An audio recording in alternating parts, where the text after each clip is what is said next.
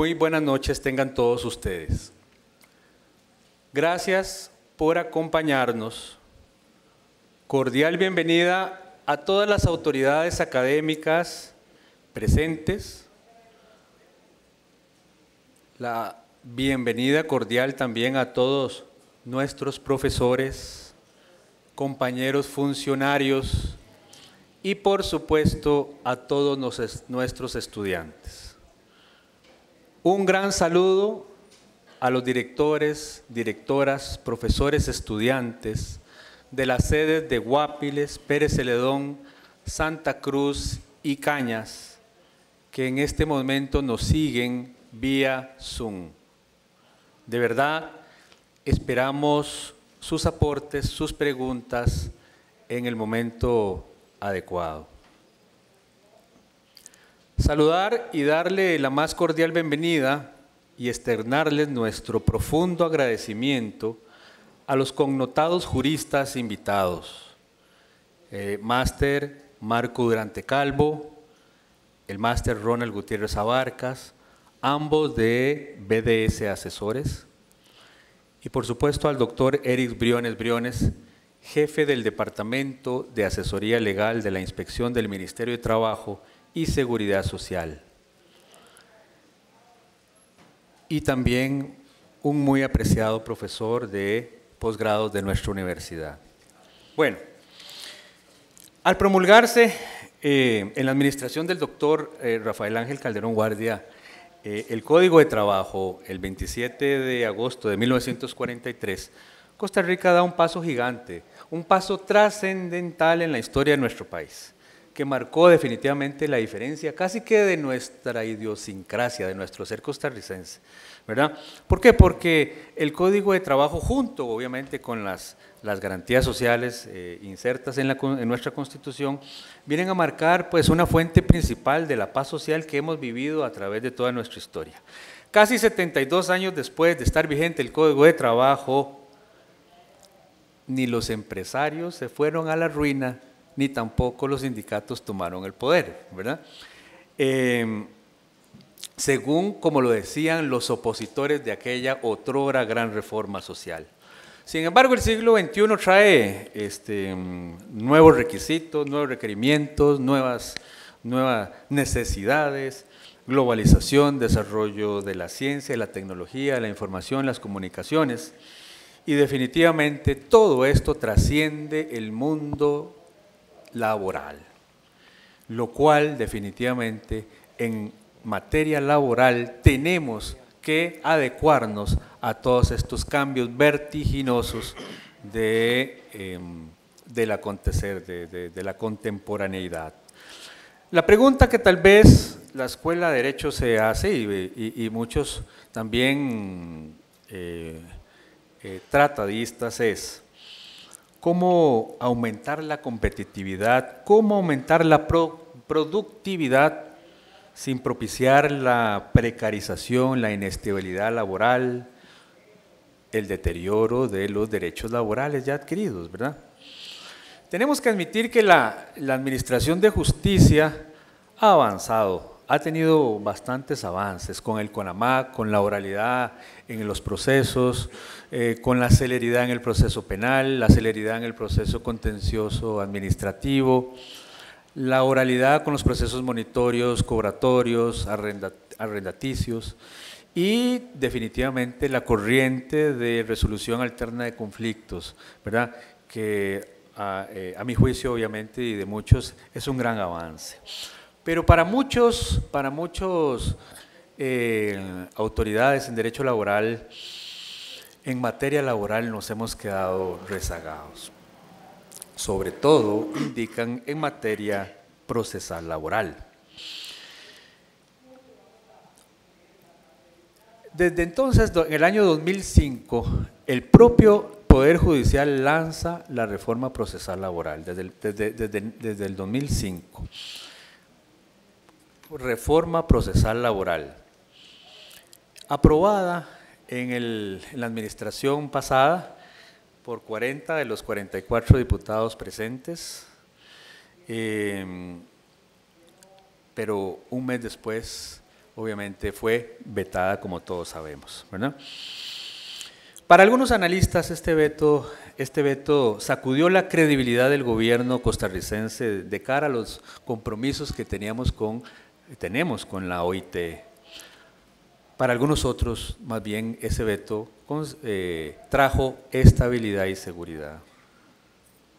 Recientemente, como todos hemos seguido, el Partido Acción Ciudadana, el Frente Amplio y el Partido Unidad Social Cristiana, a manera de relanzamiento de la reforma procesal laboral, presentan un proyecto de reforma a la reforma, ¿verdad? Para que el presidente Luis Guillermo Solís, pues, levante el veto. Reforma procesal laboral, esa palabra tal vez esa frase tal vez nos hace pensar que la reforma es solamente en la materia procesal laboral, pero definitivamente la reforma va más allá. Oralidad, definitivamente celeridad, definitivamente los tribunales de menor cuantía eliminados, etcétera, etcétera. Pero sí, definitivamente lo que ha traído mayor escollo en esto es el aspecto de las huelgas, ¿verdad? Sobre todo en los servicios esenciales o sensibles. Pero bueno, sin más ni más, creo que vamos a dejar a los expertos, ¿verdad?, a los conocedores para que nos hablen de esto. Tengo gran placer de presentar entonces al máster Marco Durante Calvo. Máster en Empleo, Relaciones Laborales y Diálogo Social de la Universidad de Castilla-La Mancha, España. Máster en Derecho del Trabajo y Seguridad Social de la Universidad Estatal a Distancia, en Costa Rica. Exbecario del Programa de Expertos Latinoamericanos en Relaciones Laborales de la OIT, Universidad Castilla-La Mancha de España y la Università di Bologna de Italia. Es socio director de BDS Asesores y director del Consejo Nacional de Salarios. Chambers of Partners considerada la calificadora de abogados y firmas legales más reconocida a nivel mundial, reconoce a don Marco para los años 2013, 2014 y 2015 como el abogado más recomendado en materia laboral para Costa Rica. Asimismo, Best Lawyer lo reconoció como el abogado del año para el periodo 2015 en materia laboral para Costa Rica. Profesor de la Facultad de Derecho de la Universidad de Costa Rica y profesor de la Maestría de Derecho de Trabajo y Seguridad Social de la Universidad Estatal a Distancia. Autor de varios libros, entre ellos El teletrabajo, Derechos laborales colectivos en el sector público, todo lo que un gerente debe conocer en derecho laboral costarricense, 101 preguntas frecuentes en materia laboral, varios artículos, expositor en seminarios y congresos en temas de materia laboral, tanto en el ámbito nacional como internacional. Colaborador de la sección de opinión del periódico La Nación y de la sección del empleo en el mismo diario. También presento al máster Ronald Gutiérrez Abarca, máster en Derecho del Trabajo y Seguridad Social de la Universidad Estatal a Distancia. Ejerció el cargo de asistente legal en la Oficina de Letrados del Tribunal Supremo de Elecciones y en la dirección ejecutiva del Instituto del Café de Costa Rica. Graduado con honores de la especialidad en Derecho Notarial y Registral por la Universidad Libre de Derecho, profesor del programa en Derecho de Trabajo que imparte la Universidad de Costa Rica. Capacitador en temas laborales relacionados con el sector público, colaborador de la sección elempleo.com del periódico La Nación. Labora para la firma BDS Asesores desde el 2008 en el área de la práctica laboral pública. Presento también al doctor Eric Briones. Es abogado y notario, doctor en Derecho con énfasis en Derecho Laboral, autor de 8 libros en materia laboral, el último publicado en España. Autor de más de 30 publicaciones en revistas especializadas, tanto a nivel nacional como internacional. Forma parte de la Comisión de Gestores de Opinión del Colegio de Abogados. Articulista por más de 3 décadas en diferentes medios de comunicación. Expositor en diferentes foros nacionales e internacionales. Actualmente es el jefe del Departamento de Asesoría Legal de la Inspección del Ministerio de Trabajo y Seguridad Social.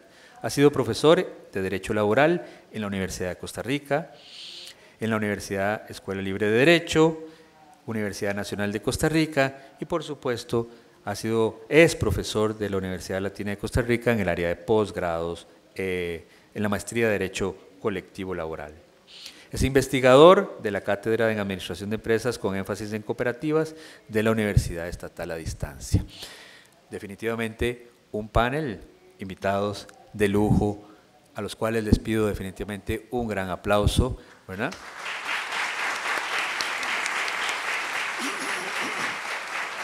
Y darle la bienvenida y dejarlos, por favor. Muchas gracias, don Jorge. Muy buenas noches. Vamos a dar inicio a la conferencia titulada Las implicaciones jurídicas de la reforma procesal laboral, para lo cual contamos con los distinguidos, como ustedes ya oyeron, distinguidos máster Marco Durante Calvo y máster Ronald Gutiérrez Abarca del bufete BDS Asesores. Antes de que pasemos a oírlos, un agradecimiento a las autoridades universitarias por este conversatorio que vamos a hacer, esta iniciativa que está llevando la Escuela de Derecho, a la señora máster Clotilde Fonseca Quesada, rectora de esta universidad, al licenciado Jorge León Vargas en su condición de director de la Escuela de Derecho, a la máster María Lourdes Montes de Oca, directora nuestra en el área de posgrados, y a todos ustedes, lógicamente, que nos honran con su presencia. La práctica profesional me ha enseñado a oír y a escuchar las sabias palabras de la estadounidense activista y oradora Helen Keller, en el sentido de que todos los que estemos aquí, todos los que estamos aquí hoy, todos los que están en las regionales, en las diferentes regionales conectados, debemos de contribuir desde la trinchera en que nos encontremos con un granito de arena. Es decir, y abro comillas de lo que dijo, realmente el mundo no se mueve únicamente por los poderosos empeñones de los héroes, sino también por la suma de aquellos pequeños empujones de cada persona. Y esto precisamente es lo que hoy vamos a presenciar.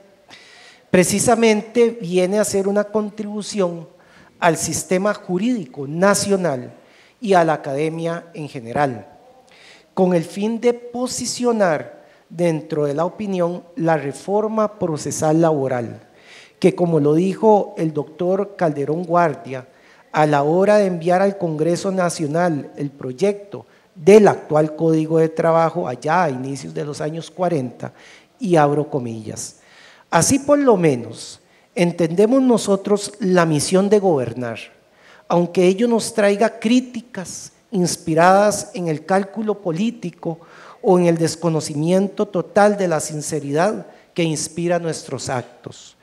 Por sobre todas las cosas hemos puesto y pondremos nuestro concepto de patria viva, es decir, de patria para todos y no solo para unos cuantos, de patria que se mueve día a día en una rítmica vibración de progreso, de patria que se siente las necesidades sociales y que procura darles pronta y efectiva solución a los problemas que tenemos todos. Cierro comillas.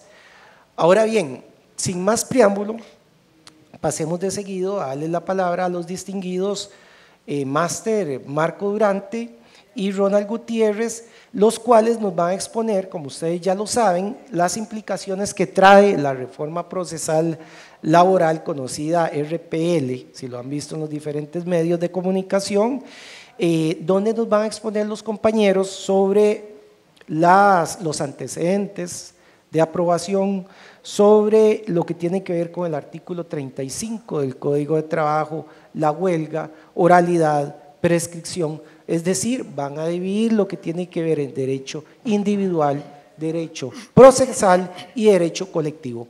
Vamos a hacerlo una especie de conversatorio, debido a la hora también, y para que sea dinámico yo me puse de acuerdo con los dos expositores antes de donde va a empezar Marco a hacer la exposición De seguido, Ronald también va a hacer concomitantemente, a ir exponiendo temas que tienen que ver tanto con el derecho individual, colectivo y procesal. Para el final, ellos aproximadamente les vamos a otorgar 20 minutos a cada uno, estamos hablando entre los dos, 40 minutos. Para al final oír las preguntas que ustedes tengan de viva voz e incluso en las regionales también nos pueden hacer las consultas, aproximadamente unos 15 y 20 minutos de que ustedes van a tener la opción para hacer las preguntas a los conferencistas para terminar esta parte, porque posteriormente sigue ya el último cierre. Empecemos, Marco, bienvenido. Muchas gracias, Eric. Muy buenas noches. No podría empezar una sesión de estas sin agradecerle a las autoridades universitarias la invitación y de darme la oportunidad de regresar después de 15 años. Hace 15 años tuve el honor de ser profesor acá en esta universidad y todavía veo a Fernando, veo a Fabián, veo muy buenos amigos que nos encontramos en el camino y muchas gracias. Para mí es un honor tener la oportunidad de compartir con ustedes algunas de las inquietudes que sobre la materia laboral a nosotros en el quehacer diario se nos presentan y ojalá pues que al final logremos en este espacio generar la inquietud que nosotros tenemos para que ustedes cada vez que escuchen reforma procesal laboral en algún medio de comunicación, ahora con un mayor interés le sigan la pista. Creo que con esa primera parte quisiera comenzar diciéndoles que la reforma procesal laboral es, sin lugar a dudas, el cambio o la modificación más importante que se pretende hacer al Código de Trabajo que desde 1943 nosotros tenemos vigente en nuestra sociedad. Para que ustedes más o menos tengan una idea de qué es lo que estamos enfrentando, si ya aquí hay estudiantes que llevaron el curso de Derecho Laboral 1 y ya tuvieron que comprar el Código de Trabajo, sepan que a partir del 12 de junio del próximo año, ese Código de Trabajo ustedes más o menos lo van a tener que partir a la mitad. Y la primera mitad se la dejan y la otra mitad la botan. Esa segunda mitad cambia completamente. Ojo, Costa Rica desde 1943 no ha cambiado el Código de Trabajo que sigue vigente hoy. Le hemos hecho una serie de remiendos. Si hacemos un repaso de cuáles son los cambios más importantes que hasta el momento a nuestro Código de Trabajo le hemos hecho, podríamos hablar de la inclusión de todo el capítulo que tiene que ver con riesgos del trabajo, podríamos hablar del proyecto que profundizó en la igualdad social de la mujer y que entonces dio toda la protección a las trabajadoras en estado de embarazo y en tiempo de lactancia. Podríamos hablar, por supuesto, de todo el capítulo que fortalece el movimiento sindical en Costa Rica con la ley 7360 de 1993. Podemos avanzar un poquito más y hablar de todo un capítulo para regular la prohibición de discriminación en el Código de Trabajo, y cuando las normas que se han propuesto han sido muy amplias, se han aprobado leyes especiales, como por ejemplo la ley contra el hostigamiento sexual en la docencia y en el trabajo. Todos estos cambios sumados no son ni la mitad de lo que representa la reforma procesal laboral, para que ustedes más o menos dimensionen la importancia de esta transformación. Quiero agregar además lo siguiente: la reforma procesal laboral, no sé si ustedes, los que han seguido todo este proyecto, han escuchado en algunos momentos personas que cuando hacen referencia a la reforma hablan del Código Procesal Laboral. ¿Alguno de ustedes lo ha escuchado? Bueno, cuando se utiliza el término Código Procesal Laboral, da la impresión que Costa Rica lo que iba a aprobar es un código adicional al Código de Trabajo, únicamente limitado al tema procesal. Bueno, esto tiene también una razón histórica, como decía ahora don Jorge. En el 2005, cuando se hace la presentación por parte del Poder Judicial de esta reforma, inicialmente se pensó en aprobar un código para no cambiar el Código de Trabajo. En algún momento, que todavía no sabemos cuándo, fue que pudo darse ese injerto, ¿no? La reforma procesal laboral deja de ser únicamente procesal y se le incluyen otros ejes temáticos. Hay un cambio muy importante en la parte individual, de la que hoy vamos a tener un espacio para conversar con ustedes, y hay un cambio sustancial en el eje colectivo. Ese es, sin lugar a dudas, el que ha sido el polémico de la reforma, y entonces dejó de hablarse ya hace algunos años de un código procesal laboral para que nos quedáramos con una reforma procesal laboral que no es tan solo procesal, tiene mucho de individual y tiene mucho de colectivo, como lo vamos a ver ahora. Pero termino esta primera parte, antes de darle el espacio a Ronald, diciéndoles que en el año 2005 se presenta finalmente un proyecto que se viene discutiendo desde los años 90. En el 2005 se presenta ese proyecto y finalmente es en el año 2012, que el 13 de septiembre, que se aprueba por parte de la Asamblea Legislativa esta reforma que tenía ya muchos años de circular en esta corriente legislativa.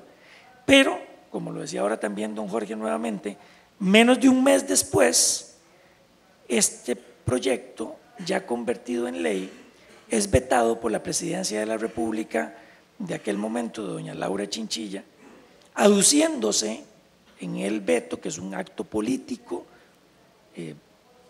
respaldado en nuestra Constitución política, aduciéndose que la reforma procesal laboral estaba permitiendo huelga en actividades y sitios donde nunca en la historia de este país se había permitido. Y además estaba limitando la posibilidad de contratar personal sustituto, que había sido una práctica común cuando existen huelgas antes de que éstas se declararan legales o ilegales.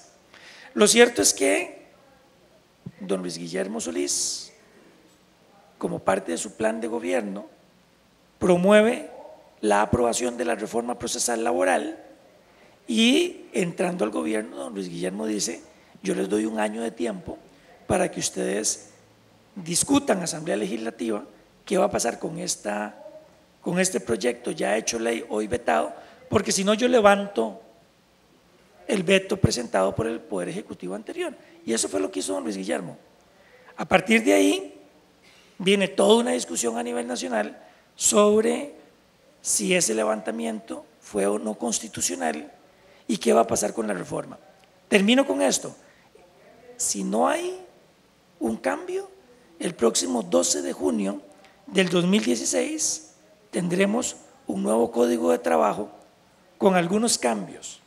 Uno, se derogaron 254 artículos del Código actual y se aprobaron o se adicionaron un total de 343 artículos. Es decir, éramos muchos y todavía hay 89 más. El Código de Trabajo va a tener 89 artículos más que vamos a tener que estudiar, porque a partir del próximo 12 de junio del 2016 entrará en vigencia. Ronald, no sé si. Buenas noches para todos los presentes y quienes nos acompañan en las sedes regionales. Iniciar por agradecer a las autoridades de la universidad, igual por el honor de considerarnos para compartir algunas reflexiones sobre este importante proyecto de reforma procesal laboral. Hoy en día ya entra en análisis de constitucionalidad.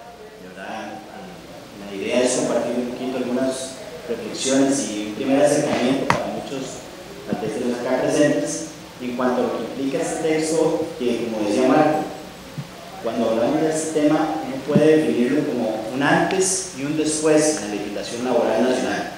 Realmente marca un hito, porque no vamos a poder hablar en adelante de derecho laboral en ninguno de los tres ejes, sea derecho laboral individual, derecho laboral procesal y el derecho laboral colectivo, si no consideramos lo que la reforma procesal laboral viene a establecer a partir del mes de junio del año próximo, del año 2016.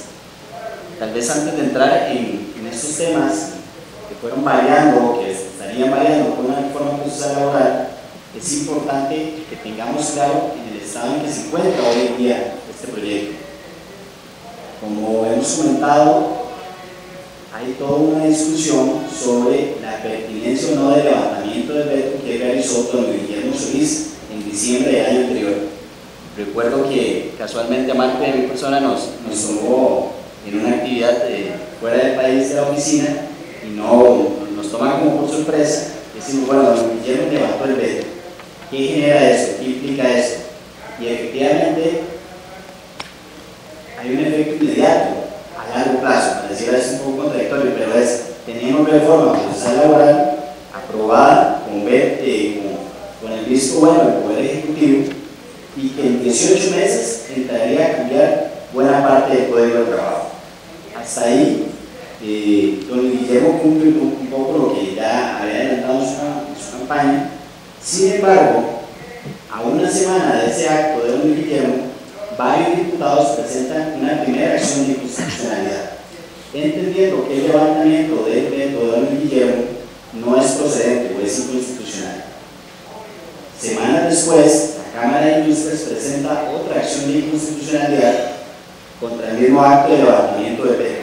Entonces, a la fecha, tenemos dos posibles acciones de inconstitucionalidad y según verificamos todavía días atrás, recientemente, que se están tramitando de manera conjunta, donde se entiende que lo que hizo don Guillermo Solís, que fue levantar el veto y dar por bueno el texto aprobado en su momento por los diputados, podría tener vicios de constitucionalidad. Hoy en día esto se encuentra en estudio ante la Sala Constitucional. De momento se está, lo hemos visto en los medios de comunicación, solicitándole a las autoridades correspondientes que se pronuncien. Incluso días atrás le pidieron a la Asamblea Legislativa que envíe el proyecto como tal aprobado, y en este estudio pues la Sala Constitucional nosotros creemos que todavía se podrá tomar algunos meses adicionales considerables. ¿Qué puede venirse a partir de esto? Eventualmente la Sala Constitucional podría decir que efectivamente se entiende que es inconstitucional el levantamiento del veto, y entonces quedaríamos a la deriva, porque ya podría ser que no entre el proyecto a regir en junio del año 2016 y tenga que regresarse para trámite de la Asamblea Legislativa, y entonces regresando a trámite de la Asamblea Legislativa surgen opciones muy complicadas, porque eventualmente tendría que valorarse la tramitación de proyectos, como se comentaba don Jorge en su introducción, para reformar la misma reforma procesal laboral, situación que sería complicada, o bien vía mayoría calificada, 2/3 partes, lograr el presello del proyecto original, el proyecto aprobado en el año 2012, situación que como todos sabemos no se torna nada sencilla en la realidad política del país, donde tenemos una Asamblea Legislativa bastante fraccionada, complicada en cuanto a puntos de consenso. Entonces, nos parece importante tener claro esta situación, porque definitivamente lo que pueda llegar a resolver la Sala Constitucional es un tema que merece seguimiento para todos los que somos estudiosos del derecho, y todos los acá presentes pues lo son, en cuanto va a marcar la cancha definitivamente en este asunto. Lograr un resello de la Asamblea Legislativa, yo creo que primero Cartago queda campeón. Es muy probable que tengamos ese triunfo deportivo de los queridos cartagineses antes de que la Asamblea Legislativa logre que 2/3 partes de los diputados resellen y se pongan de acuerdo y resellen un proyecto tan controversial como este, ¿verdad? En la parte individual, yo creo que hay 3 temas que vamos a compartir Ronald y yo en la exposición, que vale la pena retomar. El primero tiene que ver con la carta de despido. Ustedes saben que la carta de despido es, por mucho, el instrumento que genera mayor conflicto en una relación obrero-patronal individual. Cuando existe por parte de un patrono una intención de dar por terminada una relación laboral, hace muchos años los patronos utilizaban incluso aquella frase, se despida por reorganización. Y después de unos años atrás, cuando hubo un caso de un despido de un trabajador que se encontraba en una fase terminal de enfermedad y se demostró que esa persona no estaba siendo sujeto de una reorganización, ya los patronos, incluso en el despido con responsabilidad patronal que el mismo Código de Trabajo permite, dejaron de redactar las cartas así. Imagínense ustedes ahora las cartas de despido cuando se le está imputando al trabajador una falta grave, suficiente como para dar por terminada la relación laboral. Bueno, con respecto a la carta de despido, la reforma plantea algunas cosas interesantes. Y lo primero que dice es, vea, si la terminación no es contenciosa, es decir, si el motivo por el que termina la relación laboral no va a generar un conflicto entre las partes, la carta de despido sigue siendo potestativa del trabajador que la pida. Pero si hay una terminación por una falta grave del trabajador, a partir de ahora la carta de despido va a ser obligatoria. Pero no solamente va a ser obligatoria, sino que además vamos a tener algunas nuevas reglas y es importante conocerlas. Primero, si el trabajador no acepta recibir la carta de despido, ustedes saben que en la práctica hoy en Costa Rica lo que hacemos es que traemos dos personas que dicen frente a nosotros el trabajador tal no recibió la carta, listo, se toma nota, fecha, hora, firmas, tenemos dos testigos. Ya eso no va a ser permitido. Ahora vamos a tener que acudir al Ministerio de Trabajo para poder depositar la nota o la carta de despido. Si eso no se hace, vamos a estar ante una situación donde no corren los plazos para el trabajador para efectos de prescripción. Entonces, ojo, la reforma empieza a meter manos en temas que son conflictivos en el día a día del eje individual y con respecto a la carta de despido pone las primeras reglas para proteger al trabajador, algo que nosotros consideramos que es muy positivo en cuanto a este punto. Sí, adicional a eso, comenta Marcos sobre la carta de despido, la reforma ya aprobada establece o consolida la línea de jurisprudencia de la Sala Segunda, que es el máximo tribunal en materia laboral, para que nos entendamos sobre esto, donde se ha venido estableciendo que los hechos que fundamenten el despido y que consten en la carta que se entrega al trabajador van a ser los únicos hechos que se van a poder alegar como motivo de despido en caso de reclamo en sede judicial por parte del trabajador. Es decir, si yo alegué un tema de ausencias en la carta de despido, después no me diga que es bajo desempeño cuando llegue yo a un juicio y reclame eso. Con la reforma procesal laboral, esto se establece también expresamente. Algo que hoy en día tenemos por criterio de tribunales, se consolida ya de manera formal en el Código de Trabajo. Este cambio también nos parece importante en cuanto al cuidado que en adelante habrá que tener en la redacción de las cartas de despido. Otro cambio importante en materia de derecho laboral individual es el tema de la prohibición sobre la discriminación en el empleo. El derecho laboral, por esencia, es un derecho dinámico, le conocemos así un derecho social, porque se adapta a la realidad de la sociedad, que obviamente es cambiante día con día. De esta manera, probablemente hoy en día tenemos nuevos criterios sobre discriminación. Cuando uno revisa el artículo 618 del Código de Trabajo actual, realmente solo se mencionan 4 prohibiciones o 4 factores de discriminación, como son la edad, género, la etnia o la religión. Vía jurisprudencia o vía criterios de tribunales se ha establecido, por ejemplo, el tema de la enfermedad o el tema del apoyo o la afiliación sindical. Sin embargo, con la reforma procesal estaríamos hablando de nuevos criterios o nuevas prohibiciones de discriminación en el empleo, como por ejemplo la orientación sexual, la opinión política, la ascendencia nacional y consolidándose otros temas que han sido dados por tribunales o criterios de tribunales como el apoyo sindical. Estos son nuevos criterios que expresamente la ley tendría definidos como criterios en los cuales hay una prohibición para discriminar a los trabajadores solo por esta situación. Esta situación es de cuidado porque implica tener todavía un mayor cuidado, un mayor control a la hora de tomar decisiones por parte de los patronos, por parte de las organizaciones, para no incurrir en situaciones de este tipo, porque incluso la reforma establece una nueva causa de despido para aquellas personas que están en el área de recursos humanos. La reforma establece que cuando se determine que hay una situación de discriminación por alguna de las variables indicadas, en casos de reclutamiento y selección, nombramientos o ascensos, esa persona podrá ser responsable incluso de esa falta, incluso habilita la posibilidad de un despido sin responsabilidad patronal. Entonces se configura una nueva falta grave para el personal de recursos humanos, especialmente, implica mucho cuidado en la toma de decisiones. Sobre este tema de la discriminación quisiera agregar tal vez 2 puntos a lo que Ronald ahora estaba conversándoles. Primero, sin lugar a dudas, es de los puntos altos de la reforma.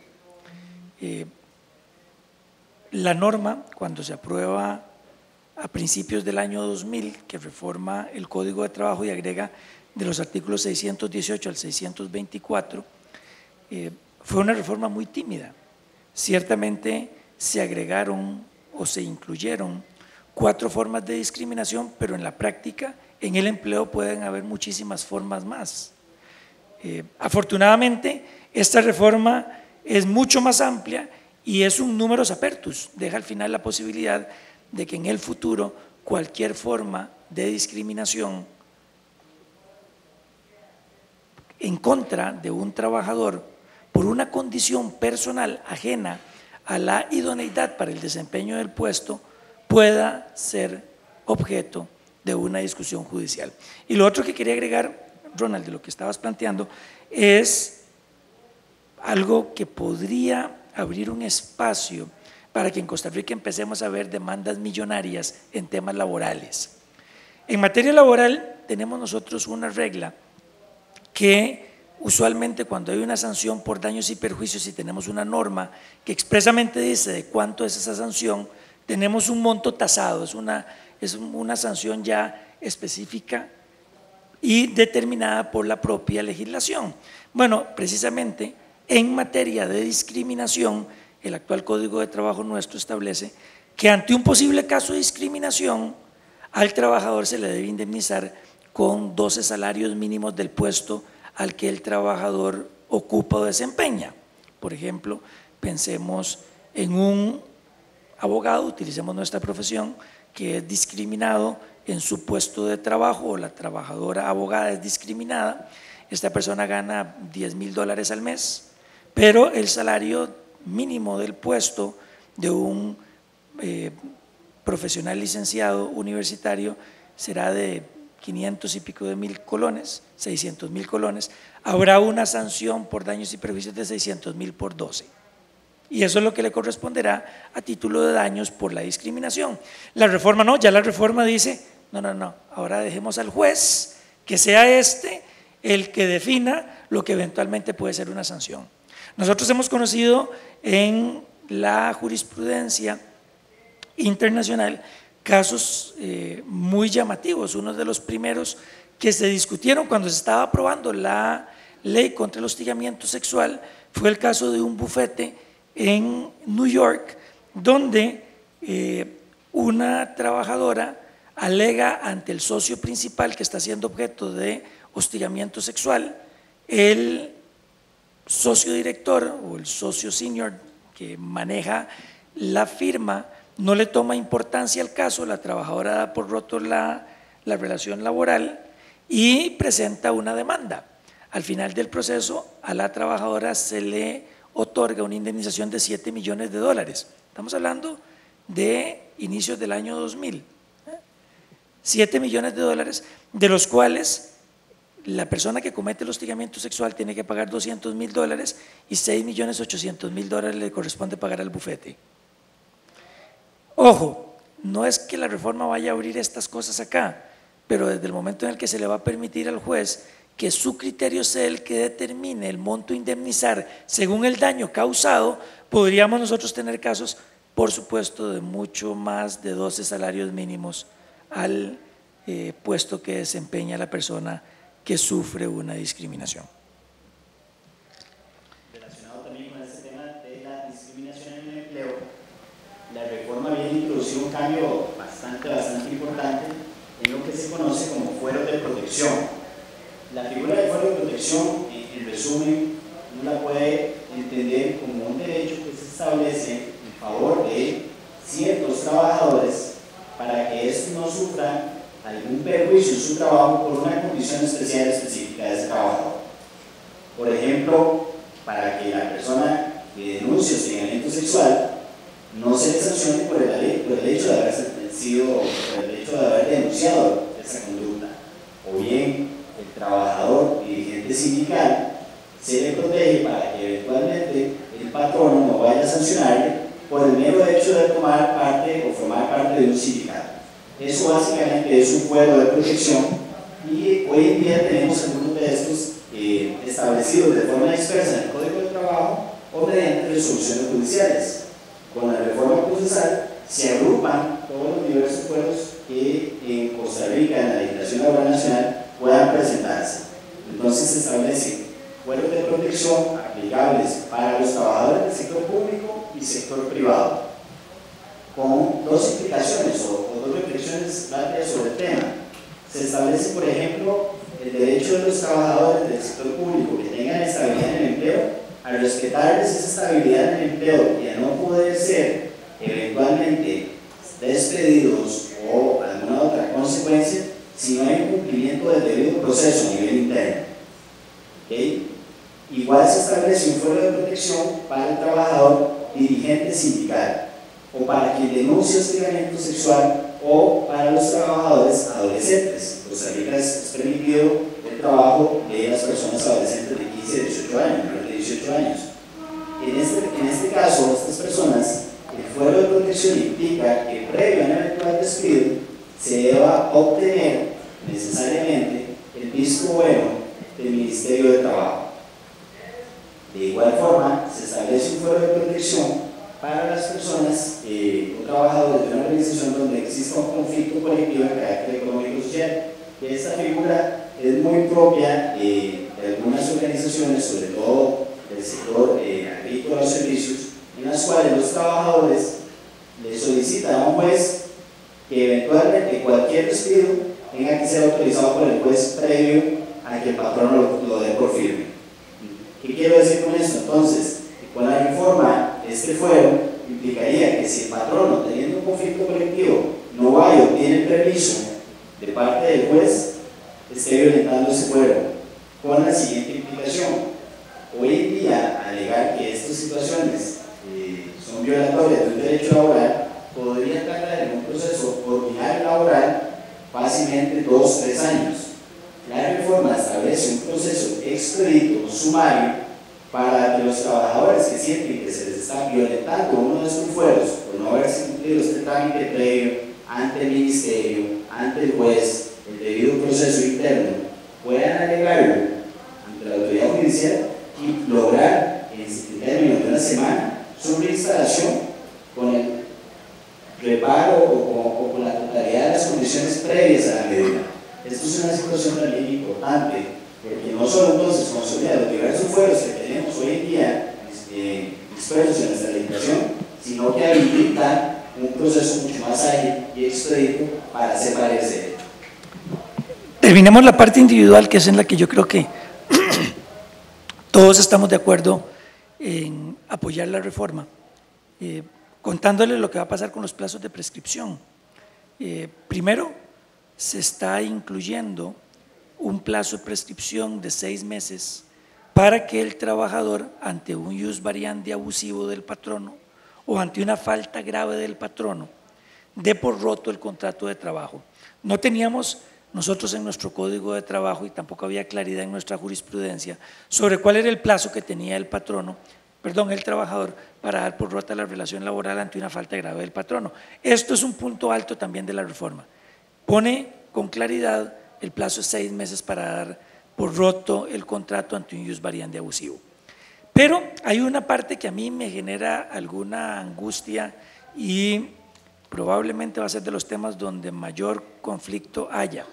La reforma establece que el plazo de prescripción para que el trabajador demande sus derechos en sede judicial, una vez terminada la relación, sigue siendo de 1 año.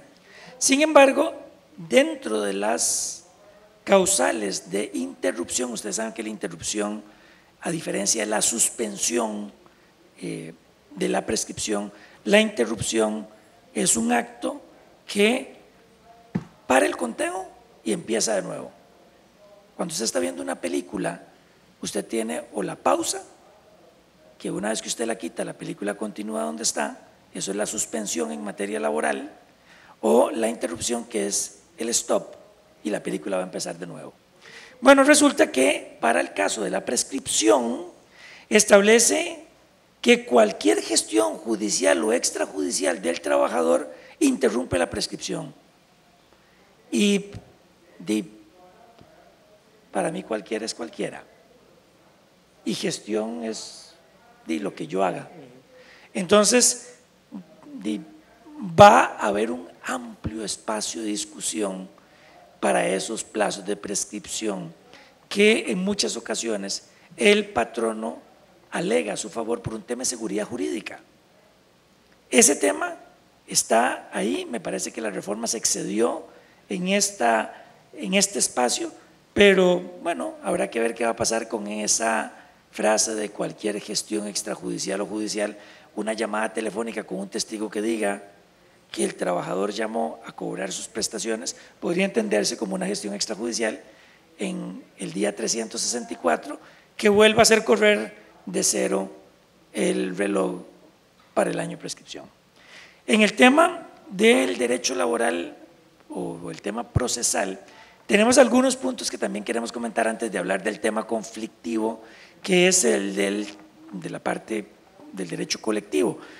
Tal vez el punto más importante, y me adelanto yo en esta primera parte, Ronald, tiene que ver con básicamente la oralidad. Si esta reforma se hubiera quedado únicamente en el tema procesal, hace años hubiéramos tenido un proceso oral laboral en Costa Rica. Hace muchos años hubiéramos aprobado la reforma procesal laboral. Haber incluido el eje individual, pero más el eje colectivo, es el que nos tiene donde nos tiene. Una de las grandes críticas que nosotros le hemos hecho a la reforma en este punto es que debió quedarse en el tema procesal, porque hay muchas bondades y hay muchos puntos altos. Los que vamos al día a día al litigio laboral sabemos de la lentitud y del incumplimiento de la garantía constitucional de justicia pronta y cumplida. Un proceso laboral ordinario no tarda menos de 4 años. Eso no es justicia pronta y cumplida. No cuando estás hablando de las prestaciones de un trabajador, no cuando estás hablando de los derechos irrenunciables de un trabajador que se convierten en un pago que probablemente le va a ayudar a este trabajador a cumplir sus necesidades personales y familiares. El sistema está mal. Si una persona en una condición de desventaja tiene que esperarse años para recibir justicia pronta y cumplida, el sistema tiene que cambiar. Bueno, ¿qué es lo que pasa con la reforma? ¿Qué es lo que hace la reforma? ¿Cuál es la receta? Que logra disminuir los plazos, que se considera que puede estar bajando los plazos en la mitad. Bueno, que básicamente copiando la buena experiencia, digamos buena, antes del entrancamiento, que tuvieron los juzgados contenciosos administrativos, la sede contenciosa administrativa y la sede penal con las famosas audiencias preliminares. Básicamente, lo que se logró en esta propuesta es proponer un proceso laboral predominantemente oral, donde en vez de estar mandando un escrito para que el juez lo lea, lo incluya en el expediente, le dé audiencia a la otra parte para que se pronuncie, para que una vez que la otra parte se pronuncie, pase de vuelta al expediente y siga con el proceso, se tenga una audiencia que trate de alguna manera de sanear el procedimiento, aclarar cuáles son las pretensiones y vámonos directo a una prueba, a una instancia de conciliación, de recepción de pruebas y vámonos a la sentencia. Claro, esto yo todavía no conozco una sola persona que se dedique a la materia laboral que se haya opuesto a esta propuesta. Por supuesto que queremos procesos orales.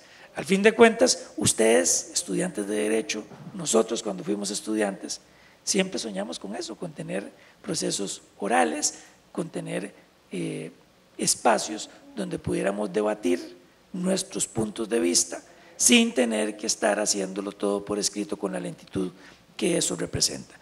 El proceso va a ser predominantemente laboral.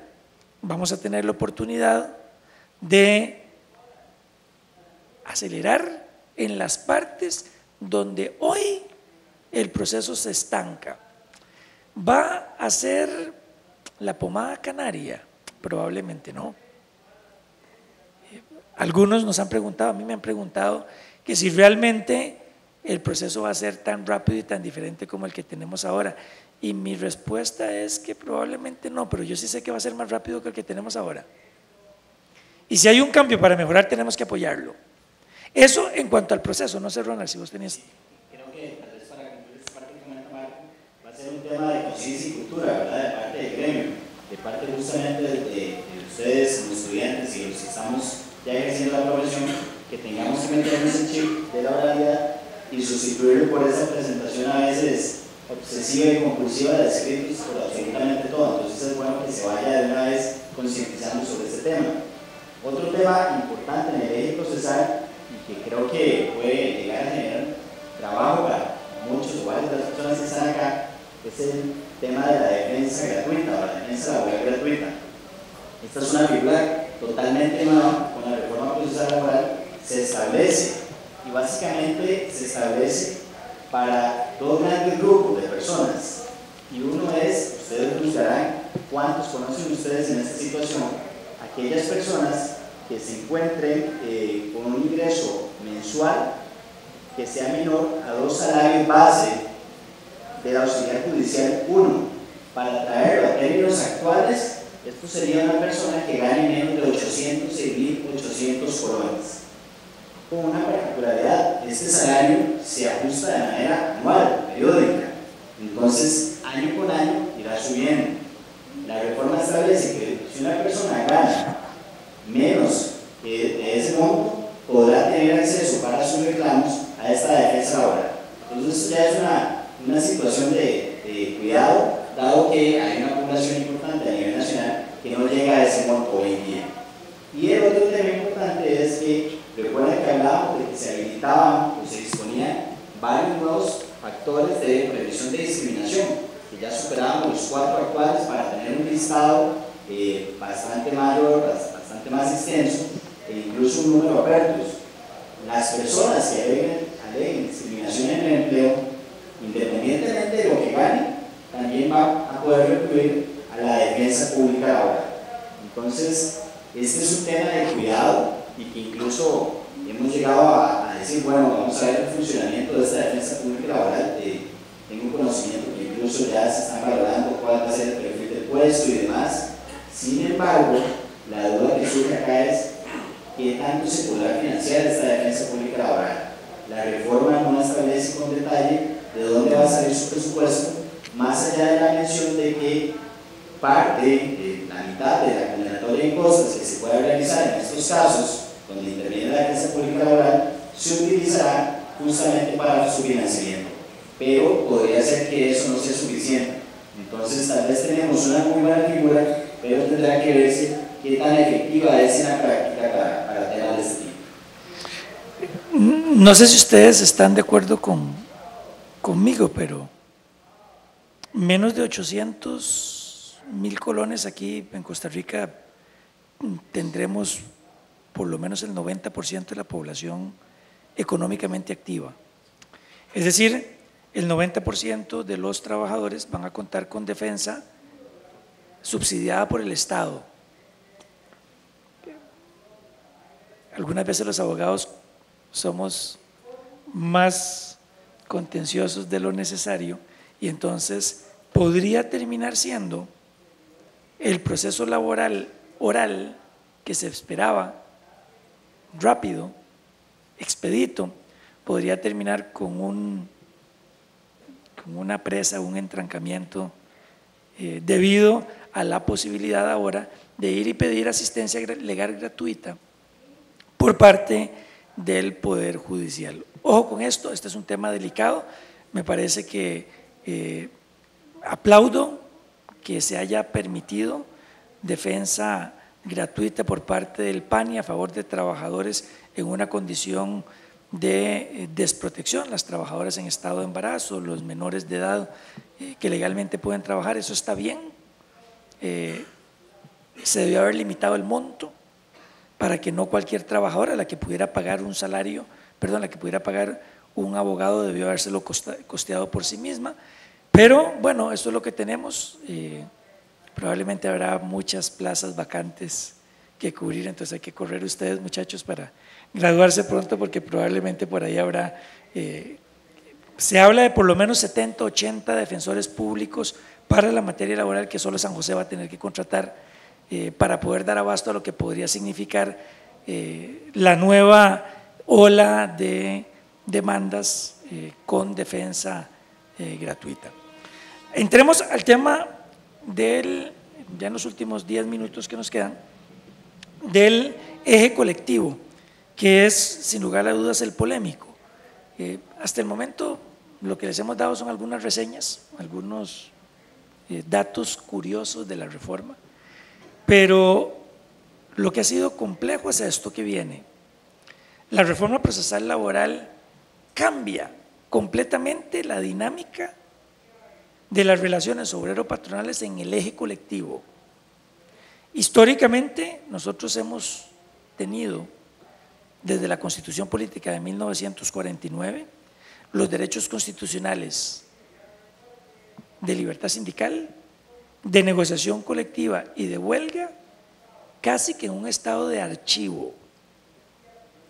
En Costa Rica el ejercicio de los derechos laborales colectivos han sido escasos. Les voy a dar los datos por si quieren tenerlos, porque les puede ser de utilidad para sus discusiones en temas laborales. La libertad sindical es un derecho que está en la Constitución Política que le permite a cualquier trabajador afiliarse a un sindicato o a formar uno si en ese lugar de trabajo no hay un sindicato.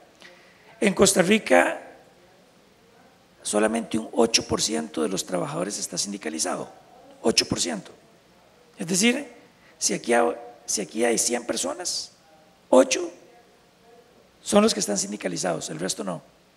Cuando usted analiza dónde trabajan esos 8, usted se da cuenta de dos cosas interesantes. 4 de esos 8 trabajan en el sector público. El sector público es el patrono de solamente el 15% de la totalidad de los trabajadores del país. Es decir, cuando usted en Costa Rica analiza quién es el que da trabajo, el Estado lo que da trabajo es para 15 de 100 trabajadores. Los otros 85 trabajadores les da trabajo el sector privado. Bueno, de ese 15% de trabajadores del sector público, la mitad está sindicalizada de esos 8. Es decir, tenemos en el sector público un porcentaje que ronda el 40% de afiliación sindical, entre un 30 y un 40%. Los otros 4 están en la empresa privada, una vez más que le da trabajo al 85% de la población del país. Es un número muy bajo. Y cuando usted pregunta, bueno, ¿y dónde trabajan esas 4 personas?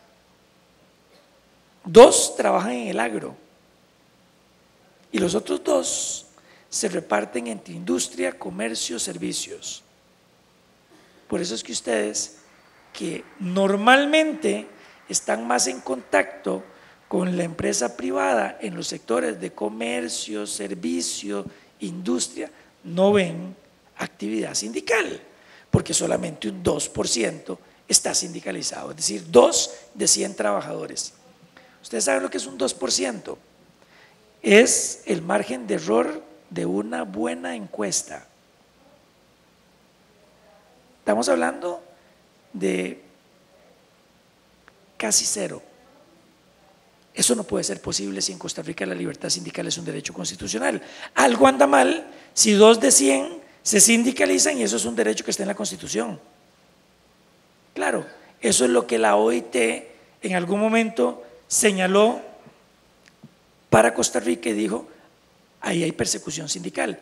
A mí me tocó y tuve el privilegio de estar hace 3 años en la Conferencia Internacional de la OIT, ayudando a UCAEP, a la Unión de Cámaras de Costa Rica, y al gobierno de Costa Rica una defensa técnica para una de las tantas denuncias que usualmente a Costa Rica se le imponen sobre este tema.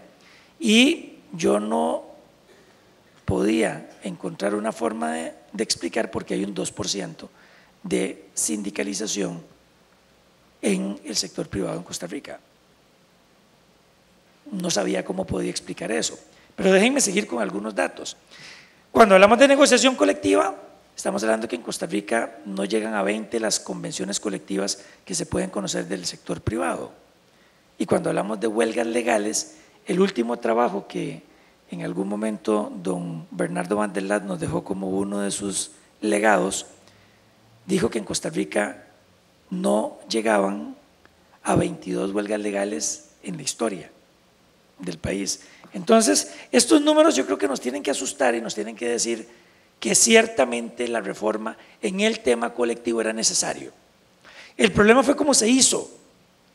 Entrando en el tema de huelga, déjenme contarles 2 anécdotas. Primero, para equiparar posiciones sobre el tema de huelga, recordemos que la huelga es un derecho que el trabajador tiene para suspender labores. Es lo equitativo a la legítima defensa en materia penal. Es la posibilidad que me da la legislación de causarle daño a mi patrono, con tal de repeler un daño que estoy sufriendo o de mejorar mis condiciones de empleo. Bueno, resulta que las reglas de la huelga están cambiando de una forma muy importante en la reforma procesal laboral.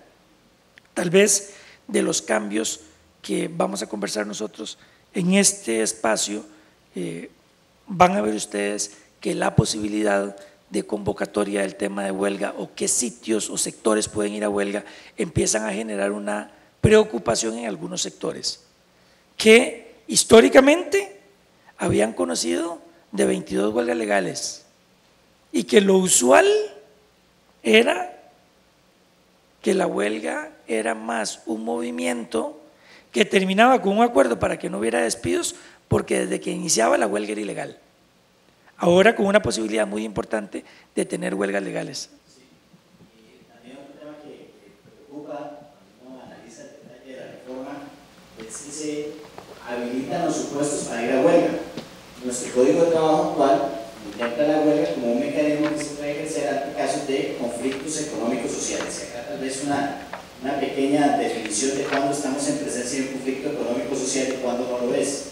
Un conflicto va a ser económico-social cuando se pretende la creación de un derecho nuevo. Una situación que, por ejemplo, no se tiene regulada en el Código de Trabajo ni en ninguna otra norma interna. Tenemos el ejemplo, por ejemplo, una empresa privada donde se rige por la figura del despido con responsabilidad patronal o el pago de la totalidad de las prestaciones laborales. Esto está establecido en el artículo 85 del Código de Trabajo. Tal vez un grupo de trabajadores inicia un conflicto colectivo de carácter económico y social para crear estabilidad en el empleo, de modo que no se le pueda despedir aún y cuando sea con el pago de prestaciones laborales. Ahí estamos hablando de la creación de un nuevo derecho. Hablamos de un conflicto jurídico cuando la discusión tiene que ver con la aplicación de una norma ya existente. Por ejemplo, que entremos a una discusión de si procede o no el pago de jornada extraordinaria, o si la jornada extraordinaria debe pagarse con el 50% adicional que ya establece el Código de Trabajo. Ese es un conflicto jurídico. Nuestro Código de Trabajo actual contempla la huelga solo para el primer escenario, conflictos económicos sociales. Con la reforma se habilita la posibilidad de huelga por los dos escenarios, económicos sociales y conflictos jurídicos.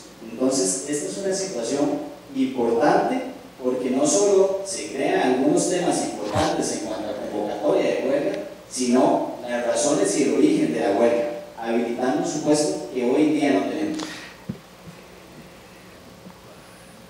Un pronóstico sobre este tema. En Costa Rica, desde hace muchos años, tenemos muchas empresas, principalmente del área de industria, que elaboran jornadas de 4x3, las famosas jornadas de 12 horas por 4 días, que se cumplen las 48 de la semana y se descansan 3 días. Esa jornada es ilegal en Costa Rica porque permite o promueve la jornada extraordinaria permanente, pero en la práctica un montón de empresas utilizan esta figura. Acuérdense de mí que van a haber huelgas por las jornadas 4x3, porque es un incumplimiento jurídico del Código de Trabajo. Ojo, vamos a tener sindicatos probablemente tomando justicia por las propias manos, porque es ir a la huelga por un conflicto jurídico, cuando debe ser un juez el que debería estar resolviendo esto hasta lo que hoy históricamente nosotros hemos conocido.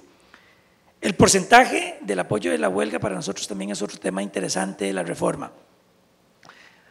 Desde 1943 hasta el 2011, para que una huelga fuera legal, en Costa Rica teníamos que contar con el apoyo del 60% de los trabajadores del sitio que se iba a huelga o de la empresa que se iba a huelga.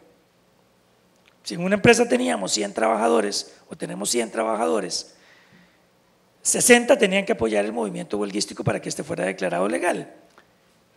La Sala Constitucional en el año 2011 consideró que ese porcentaje era excesivo, que no se podía tener un porcentaje tan alto porque de alguna manera limitaba el ejercicio de un derecho constitucional.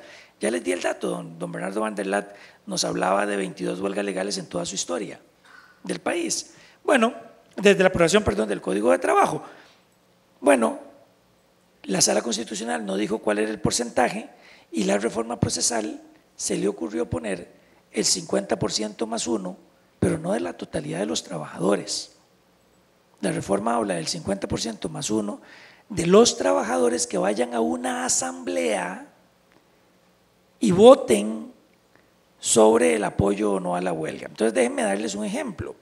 Podríamos tener una empresa de 100 trabajadores y ustedes saben que algunas veces los ticos somos apáticos a participar de cierto tipo de actividades, principalmente de estos cuando pueden ser movimientos huelguísticos. Si a esa asamblea llegan 10 trabajadores, con solamente 6 que voten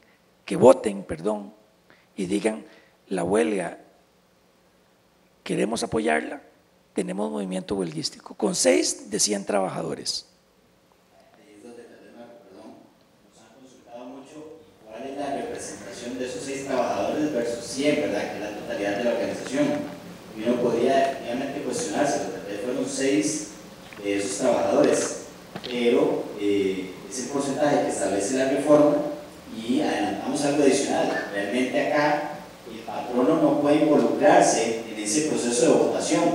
Realmente no es que pueda hacer campaña para votar en uno u otro sentido o decir no vayan a votar. Más bien la reforma establece y el patrono lo que debe promover es un lugar para realizar la votación de forma secreta y tranquila, y es lo único que podría hacer el patrono ante esa situación. Entonces, de algún modo, más bien al patrono en adelante lo que le va a servir es que los trabajadores lleguen a votar, porque así el porcentaje puede que sea realmente poco más alto.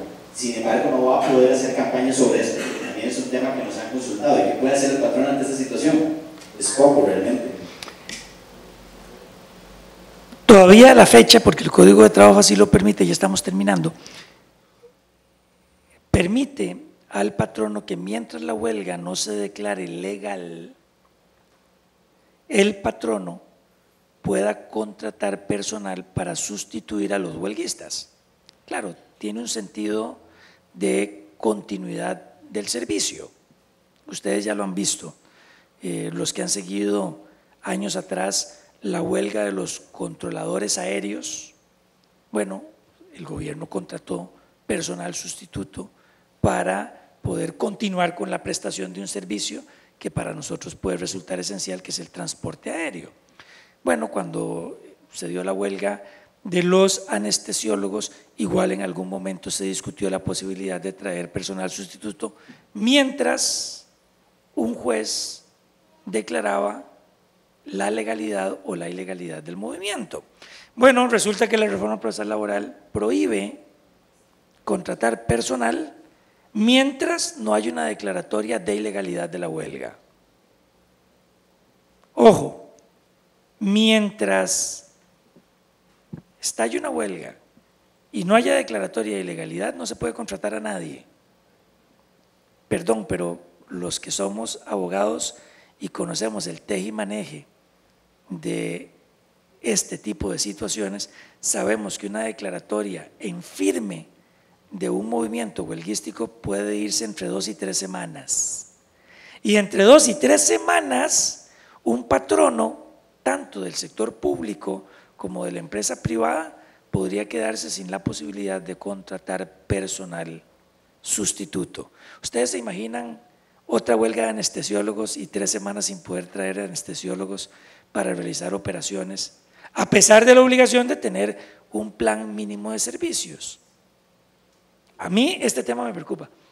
Justo ese es el otro tema, tal vez para ir concluyendo.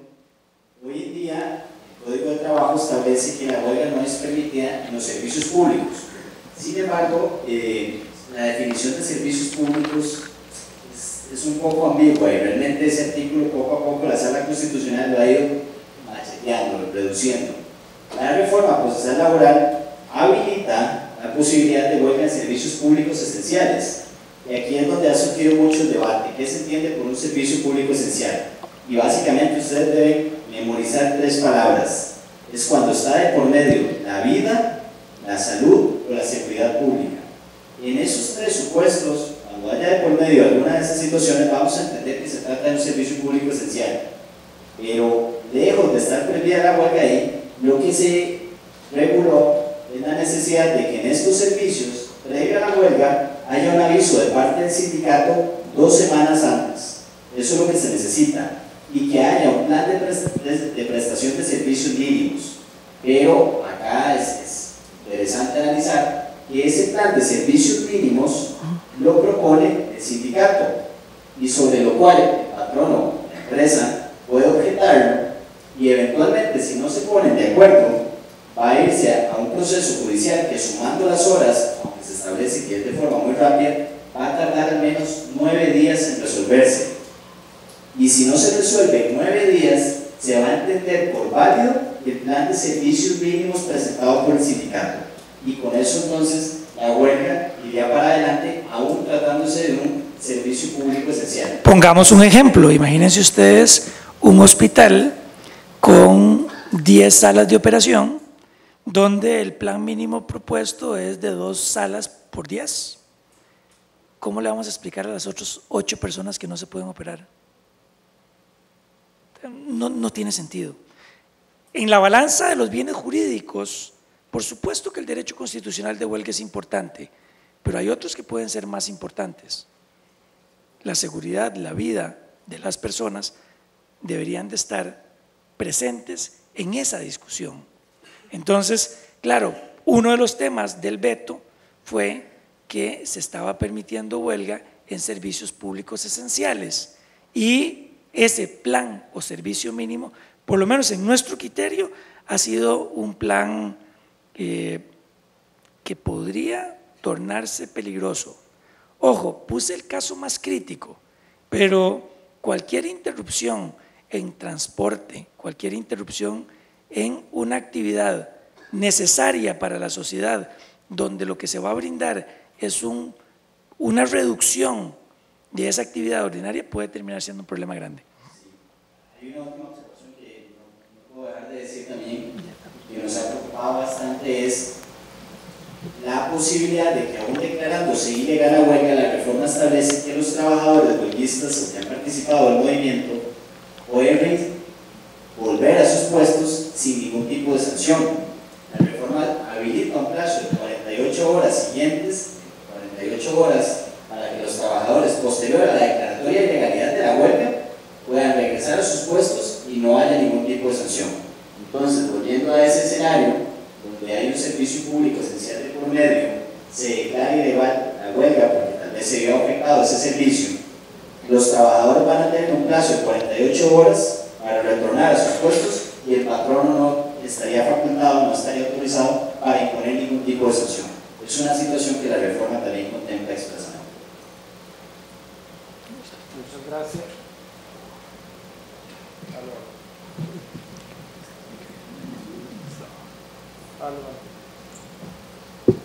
Muchas gracias, don Ronald, don Marco. Y como conclusión, previamente a la participación a ustedes, yo espero con esta reforma, como bien han dicho los expositores, es la reforma más importante en el país que se ha dado durante los últimos 72 años. Yo espero que se vayan aclarando los derivados del día. Si ustedes revisan, que se ponen a leer, hay un 95% que me arriesgaría yo a decir, Marco, que estamos de acuerdo en todos sus avisos. Y la necesidad de ya entre inteligencia. Hay tópicos que son mínimos, que son muy relevantes, como ustedes lo han expuesto, que nos tenemos que poner de acuerdo y que se pueden solucionar, como ya han iniciado diferentes. Esta no la voy a hacer porque. De partidos que van a sacar de lo que no podemos dejar en un hecho histórico es definitivamente que se quede en la cabeza o que vuelva otra vez a la Secretaría. Porque en mis 22 años que tengo experiencia en el ámbito laboral, que todos los días mi relación lo que dice, cómo sufre los 2.200.000 de trabajadores que hay en el país, sector público, privado, de la angustia que conlleva actualmente la contratación de un abogado laboralista, porque no hay defensa pública. Si no puedo pagar un abogado, lo tengo que acudir. Y yo les sugiero lo que recomiendo, vayan a la Universidad Latina, vayan a la Universidad Escolar de Derecho, vayan a la Costa vayan o miren, en última instancia, lamentablemente ustedes se van a tener que hacer la defender solos. Pero ¿cómo están las personas que llegan y que no saben ni leer ni escribir? Porque lo he visto en mi diario dentro del Ministerio del Trabajo. Esto definitivamente trae un nuevo paradigma, un cambio de 180 grados. Pero si hay algo, yo sé que no soy escritor, pero si quiero decirles algo que a mí me preocupa.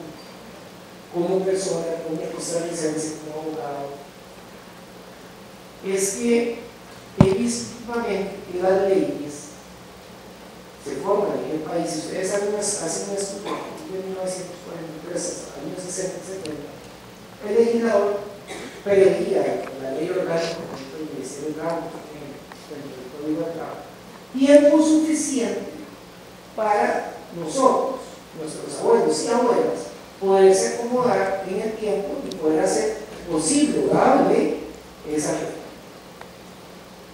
Actualmente es año y medio que nos dan, en un año y medio, por ejemplo, si ustedes revisan la reforma consecutivamente y ven las nuevas potestades que va a tener el Departamento de Inspección del Trabajo, el Departamento de Organizaciones Sociales, el Departamento de Relaciones Laborales, donde hay un cambio de paradigma en el ámbito colectivo, porque incluso ahora nosotros vamos a poder hacer arbitraje, vamos a hacer conciliación, lo cual no estamos acostumbrados, vamos a tener que además preparar funcionarios, pero sin recursos humanos, sin dinero que nos inyecte la reforma. Pasado mañana, por ejemplo, es una actividad para mis compañeros empezar a capacitarlos con los cambios de esa reforma procesal laboral, que va a haber y que esa visita para, a partir de la capacitación, empezar a ver qué cambios a nivel de recursos humanos, económicos se requieren, y ver cómo hacemos como Estado, Ministerio de Trabajo, cómo hacemos dentro de un presupuesto extraordinario, extraordinario no, extraordinario, para ver cómo nos fortalecemos y cumplir con todas las potestades que vamos a tener, y además todas las demandas y todas las expectativas que se les están generando al ciudadano dentro del ámbito, por ejemplo, conciliatorio, como Estado, Ministerio de Trabajo. Eso sí, yo les digo que me quedo sin sabor, que estamos analizando actualmente, fuera de los proyectos que hay por parte del gobierno presentado para hacer algunos cambios dentro del ámbito colectivo, que sí es necesario hacerlo. Bueno, de seguido, un periodo de unos 10-15 minutos de preguntas. Don Jorge, creo que es con micrófono, ¿verdad? Sí. Bueno, quizá el micrófono, para que ustedes les hagan a los expositores. Buenas noches. Tenemos una pregunta de la sede de Cañas por parte del profesor Gallardo, en donde consulta: ¿los policías y los bomberos podrán ir a huelga?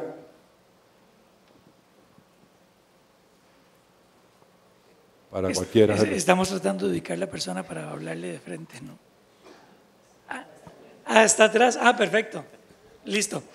La reforma procesal laboral no hace ninguna limitación con respecto al trabajador que pueda o no pueda ir a huelga. En principio todos vamos a poder ir a huelga. Entonces, respondiendo a su pregunta, sí, aunque a usted le parezca paradójico, en un centro penitenciario los policías se podrían ir a huelga o los bomberos podrían irse a huelga. Eso sí, probablemente por tratarse de un sector de seguridad y de vida, tendrán que plantear un servicio mínimo.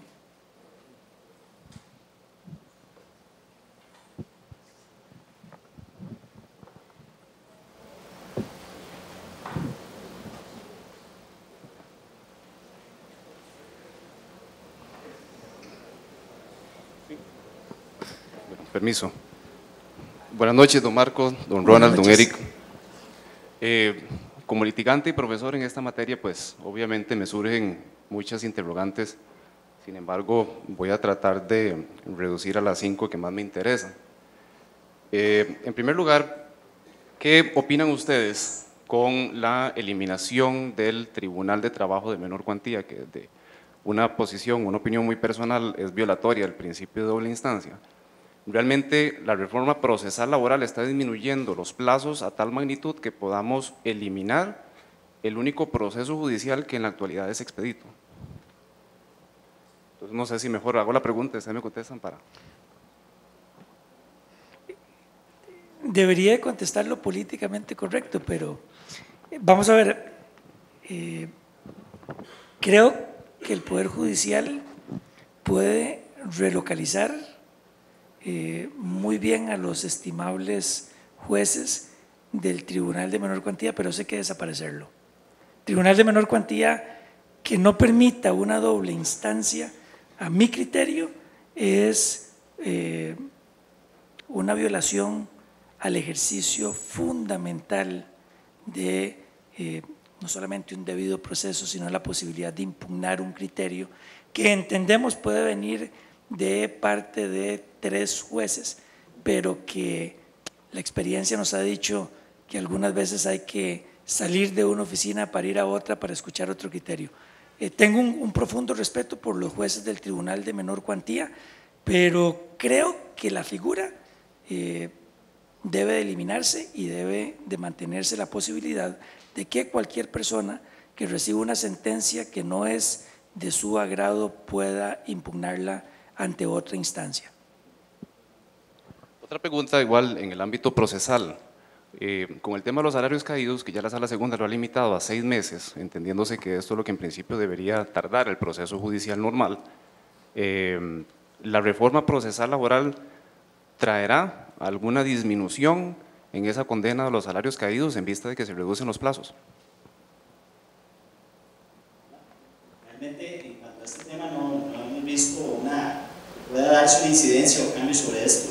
Lo que sí hemos evidenciado es el tema que comentábamos antes en cuanto a las sentencias de ejecución por temas de discriminación, donde ahí pareciera que la indemnización que tradicionalmente hemos conocido, pues sí puede llegar a ser ampliada, ¿verdad? O considerablemente mayor, pero sobre este otro tema no pareciera, ¿verdad? Solamente un agregado, es importante recordar que el plazo de los 6 meses que jurisprudencialmente se ha establecido en nuestro país aplica para aquellos casos donde el patrono no logra demostrar la justa causa de despido que alegó en la carta. Sin embargo, hay muchos casos de despidos donde lo que se está discutiendo es una violación a un fuero de protección y lo que procede es la reinstalación del trabajador. Estos son los casos que tiene preocupados a muchos patronos y tiene preocupados a distintos sectores, que el proceso laboral puede durar 4 o 5 años y la reinstalación implica el pago de 4 o 5 años de salarios caídos, porque ahí no aplicaría el plazo de los 6 meses, ¿verdad? Nosotros acabamos de conocer un caso de un patrono de una bananera que despide a 9 trabajadores, peones agrícolas. Estos interponen una demanda, el proceso dura 8 años y recibe ahorita una sentencia, sala segunda, donde lo obliga a pagar 140 millones de colones de salarios caídos. Entonces, claro, el término de los 6 meses es importante decir que se mantiene, pero la preocupación no va por ahí, la preocupación más bien va porque los procesos laborales hoy son muy lentos y en casos de reinstalación el pago de salarios caídos es por todo el plazo que dura el proceso, que son lo que llaman otras legislaciones los salarios de tramitación, ¿no? Ahora que se está tocando el tema de la discriminación y el aterrizaje que ya está haciendo la reforma procesal laboral con el tema de la opinión política, ¿qué pasa con el artículo 72, inciso B, en donde se le faculta al patrono para que en caso de un segundo apercibimiento, cuando el trabajador realice propaganda político-electoral, proceda al despido con analogía al artículo 81, inciso I? ¿Qué pasará cuando un patrono aperciba entonces al trabajador amparándose en ese artículo? Se puede ver como una cuestión de persecución, como una cuestión discriminatoria. ¿Qué opinan ustedes? Qué buena pregunta. No sé si quieres. Yo lo leo de la siguiente manera, Sí. y es una muy buena pregunta. Obviamente creo que la primera vez tenemos porque Sí, al aire, aunque es algo que uno pueda discutir en las sesiones de trabajo. En primer lugar, no hay una reforma a ninguno de estos dos artículos, ni el 72 ni el 81 del Código de Trabajo, en cuanto a este tema. Entonces uno podría entender que efectivamente sigue contando con las mismas facultades. Por supuesto. Sí. De ahí que en caso de que el trabajador pues, realice propaganda política durante su jornada y demás, pues se podría ver o exponer a una sanción. Sin embargo, uno sí podría llegar a considerar que la reforma va a ser muy enfática en que nadie podría, si estamos en medio de elecciones, y en mi carro yo ando pegado un sticker, no sé, dando mi apoyo a determinado partido político, que se llegue a considerar esa afiliación o ese apoyo o ese símbolo como un criterio por parte del patrono para la toma de decisiones perjudiciales para el trabajador. Me parece que con eso evidentemente los patronos van a tener que tener más cuidado en sus comentarios, eventualmente, o los representantes patronales en sus comentarios, y en la toma de decisiones donde eventualmente, porque un trabajador llegue a apoyar eventualmente un partido de derecha, de izquierda, lo que fuese, se vaya a basar una decisión del patrono sobre este criterio.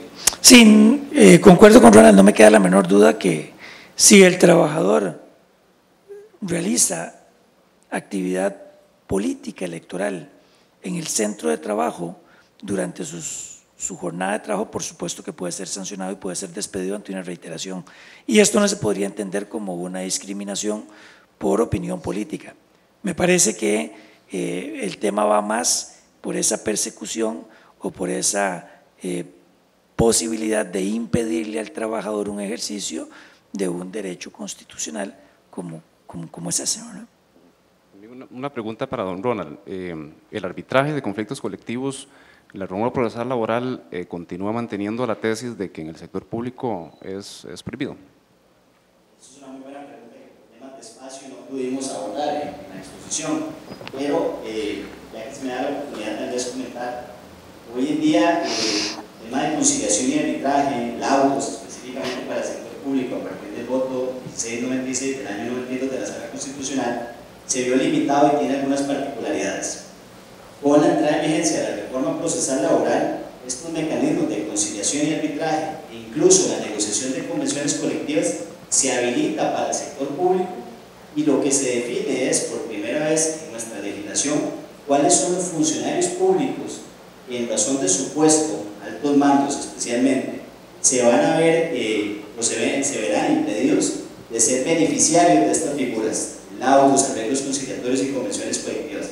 Recordemos que sobre este tema en Costa Rica hemos sido cuestionados porque con base en qué ley se limita un derecho fundamental, no en la negociación de estos instrumentos. Hoy en día esa limitación se da por interpretaciones de Sala Constitucional, Sala Segunda y Procuraduría General de la República. Sin embargo, con la reforma procesal laboral se establecen normas específicas e incluso se reforma la Ley General de la Administración Pública para poder habilitar esta figura en el sector público, salvo ciertos puestos.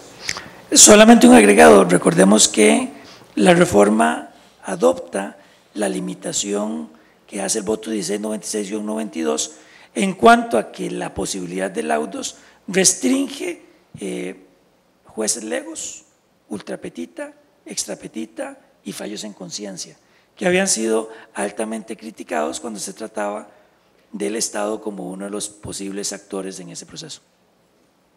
Bien, y por último, es criticable la no eliminación del arreglo directo y la Comisión Permanente de Trabajadores, que siempre ha sido como el punto de discordia por parte del movimiento sindical, inclusive jalonazos de orejas de la Organización Internacional del Trabajo al respecto de estas figuras. ¿Cuál es la crítica que ustedes podrían darle a la reforma procesal laboral por mantener el arreglo directo de la Comisión Permanente? Dos comentarios con respecto a este tema, de esta me permito tomarla yo.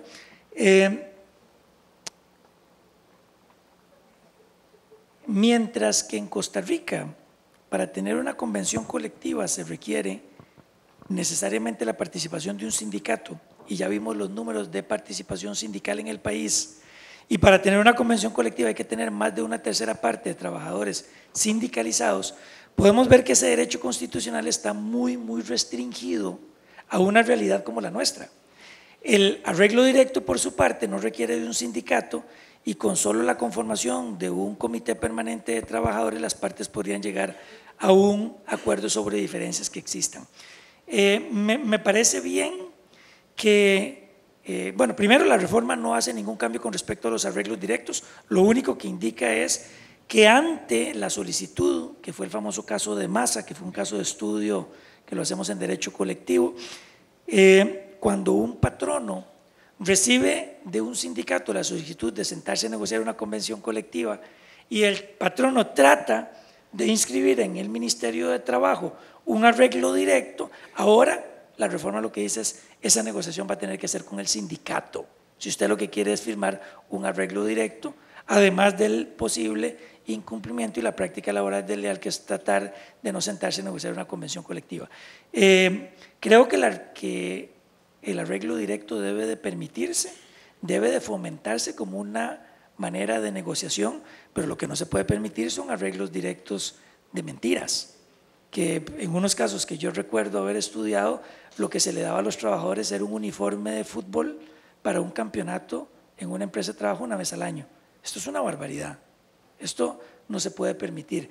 Pero que el instrumento como tal se vaya a eliminar me parece que es quitarle la posibilidad a la gran mayoría de trabajadores que tengan una forma de negociar.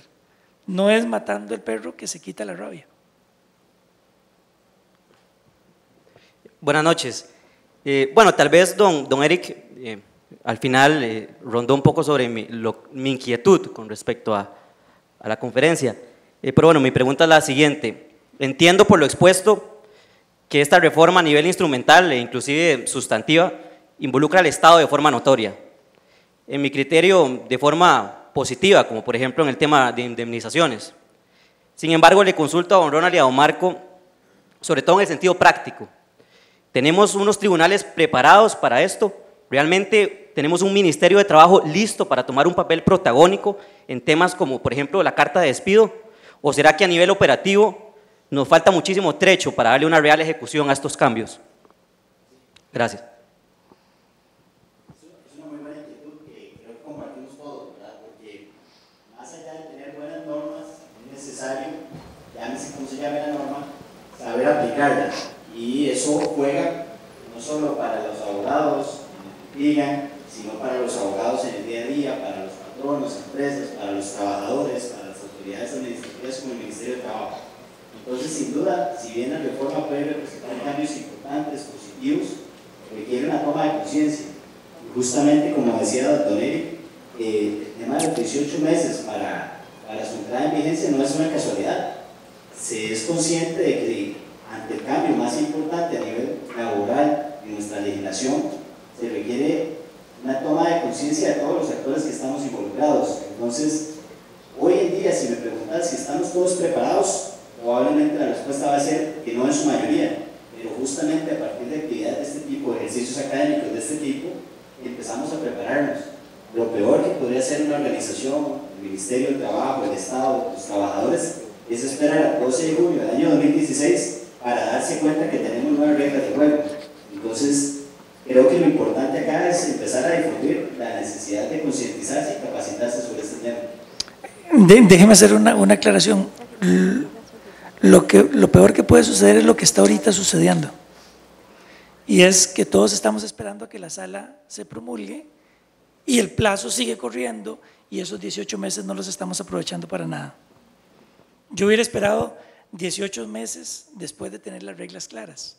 Y entonces ahí sí preparamos a los distintos actores sociales a vivir con una nueva regla en materia laboral.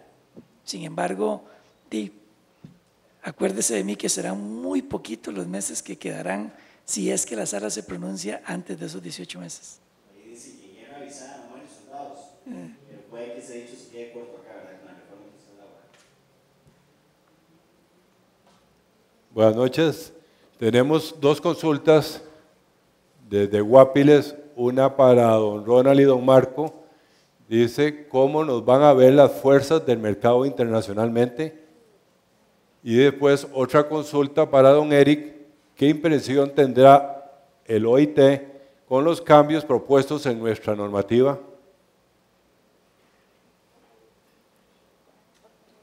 A mí me parece que Costa Rica está jugándose un chance muy alto y muy caro para definir cuál es la forma en que nosotros en el escenario internacional queremos participar.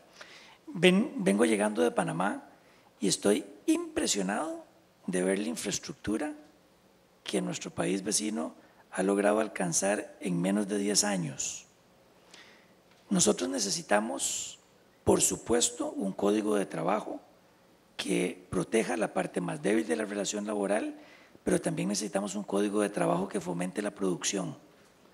Si el 85% de quien emplea la mano de obra de este país no tiene condiciones para producir, muchachos, el 10% que tenemos hoy de desempleo y el 30% que tenemos, 30% que ese número yo no me lo creo, ese 30% que nosotros tenemos de empleo informal va a subir.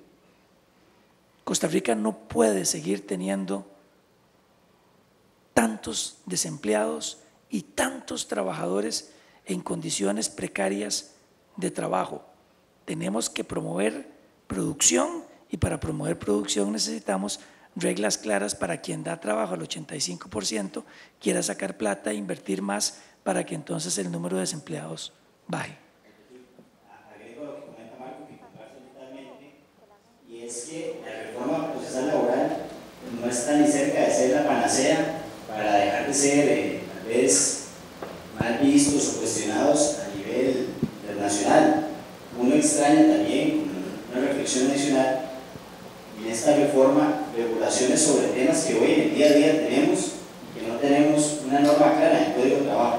El tema del impacto en las tecnologías, en las relaciones laborales, el tema del trabajador nacional, el tema, por ejemplo, del teletrabajo, redes sociales, confidencialidad, son situaciones que hoy expresamente tal vez con lo que tenemos nos quedamos cortos y desaprovechamos el espacio que nos brinda la mayor reforma a nuestro código de trabajo para incorporarlos. Entonces, definitivamente creo que hay que reflexionar sobre estos temas para darse cuenta que seguimos arrastrando algunos temas por más que se introduzca un cambio tan importante como la reforma procesal laboral. Bueno, en referencia a la pregunta de la OIT, esto, bueno, aclarar varias cosas. Primero, estos cambios que van a surtir efectos dentro del ámbito laboral, dentro del ámbito social, no es nada novedoso en muchos países. Si ustedes revisan legislación, por ejemplo, de Ecuador, Argentina, Chile, tienen dentro del ámbito colectivo todo este tipo de regulaciones que nosotros los costarricenses no tenemos.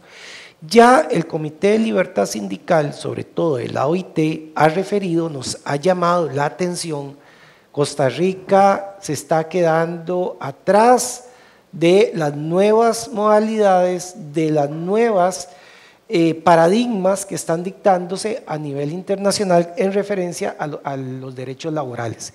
¿Qué es lo que se ha hecho entonces? Bueno, bajo todo esto que nos ha venido diciendo durante 30 años la OIT, del Comité de Libertad Sindical específicamente, se tomaron varios criterios para introducirlos dentro del derecho colectivo. Ejemplo, lo que tiene que ver con servicios esenciales. Esto no es nada nuevo. Ustedes vayan a Argentina, estuve revisando Ecuador, por ejemplo, es más, nos superan a lo que hay ahorita. Que me pueden decir es que son países progresistas. Bueno, esa no es mi parte política, mi parte es la técnica y hacer los análisis. ¿Qué podría decir yo ante la OIT? El que me hizo la pregunta, la regional, les voy a dar un ejemplo.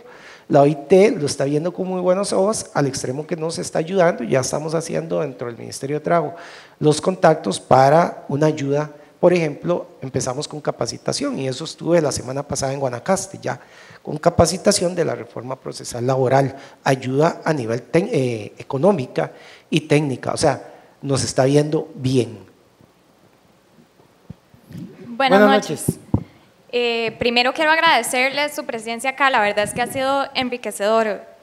Tengo un comentario primero, porque todos sabemos que parte esencial del derecho es, en cierta forma, defender al más débil, y claramente procuramos siempre defender más al trabajador, y en todo lo que han dicho ahorita me ha hecho pensar en lo atado de manos que va a verse el patrono, o sea, más bien se van a ver en más desventaja aún, pero eso no es lo más preocupante para mí, sino que con lo de discriminación ustedes estaban hablando de los números apertos. Todos sabemos que claramente no podemos discriminar a una persona por su orientación sexual.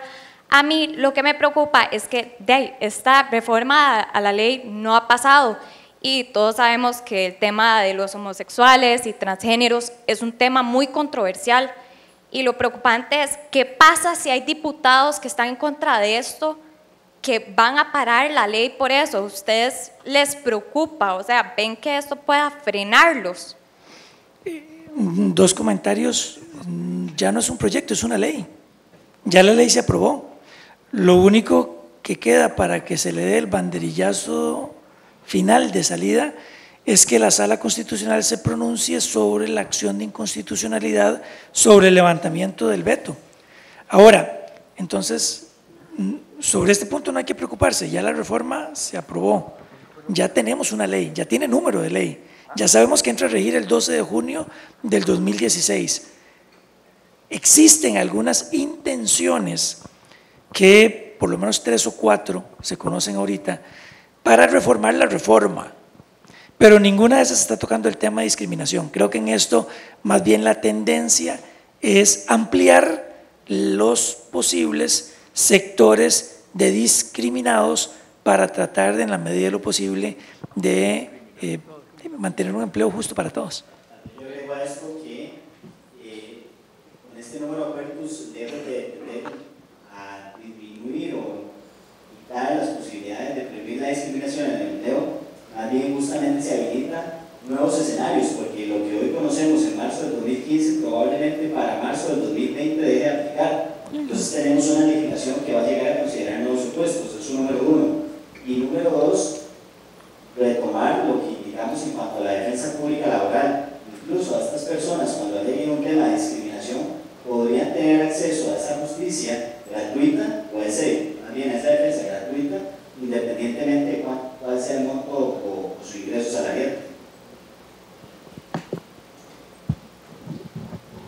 Bueno, vamos a dar por cerrado este segmento. Muchas gracias nuevamente a los expositores, a todos ustedes. Permítanme, porque esto es algo histórico y lo estamos viviendo, como le digo yo a los muchachos cuando en clases, esto es algo histórico, que no tuvimos la oportunidad hace 72 años de vivirlo. Nos lo cuentan y lo vemos en los documentales. Nosotros podríamos contarles a nuestros nietos, nietas, bisnietos, lo que estamos viviendo en este momento. Permítanme decir estas palabras y con esto cierro, que dijo el presidente nuestro, Luis Guillermo Solís Rivera, a la hora de publicar la Ley 9076, abro comillas: hoy estamos dando un paso trascendental para nuestra legislación laboral. Las generaciones presentes, nuestros hijos y nuestros nietos nos lo agradecerán. Muchas gracias.